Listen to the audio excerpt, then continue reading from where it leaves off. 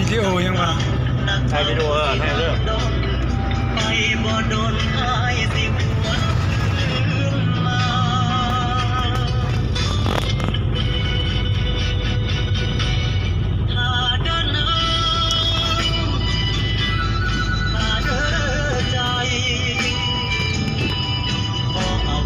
เตรียมไทยมันให้อันนั้นเป็นสั่ง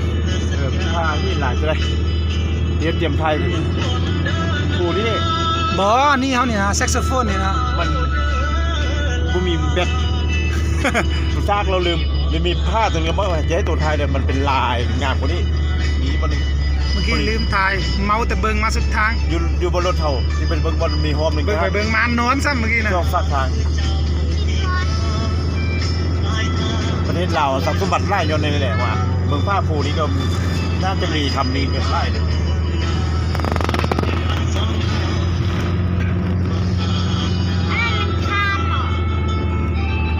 ทานใส่หมังหินเนาะลูก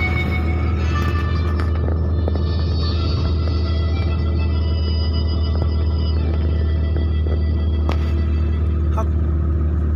มันคือดังอืดๆเลยตบเล็กตำอ่ะเล็กตำเลยวะพอใส่เล็กตำมาได้เริ่มซอยลงกันตังเล็กตำตัดเลยก้นลูกบนหนึ่งเนาะก้นลูกบนหนึ่งเนาะแม่ลงเรียง111ลักไม่อย่างนี้ยัง111ลักโอ้กระแตกหากระมด60ปลายลักได้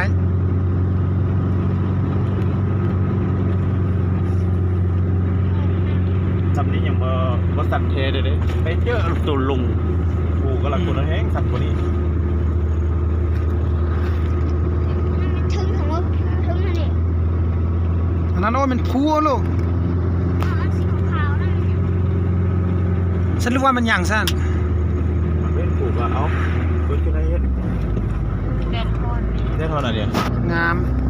อันนี้เป็นได้หลักทางงามหลักอันนี้เป็นส่วนทหารได้ขนาดนี้มึงเป็นผู้ท่านลบมึงแบบนี้เลี้ยงทหารเอาไว้ซ่อมเด้เลี้ยงเบ๊กับงัวสนามซ่อมยิงปืนเด้พวกทหารแบบนี้นะทหารผู้หยาบจะเรียกในปฏิการตอนนี้เนี่ยนี่แหละนี่ยามอยู่หันโอแมนเนาะเอาไข่สัตว์ไข่มักเกียงไข่ตลาดบันไดก็ได้นึกว่าทหารยามเขาตลาดโตนี่ตลาดเพิ่งสร้างอันนี้แมนค่ายทหารบางเขตบางภาคส่วนเดี๋ยวเนี่ยมึงก็อะไรเนี่ยด้านกองเนาะ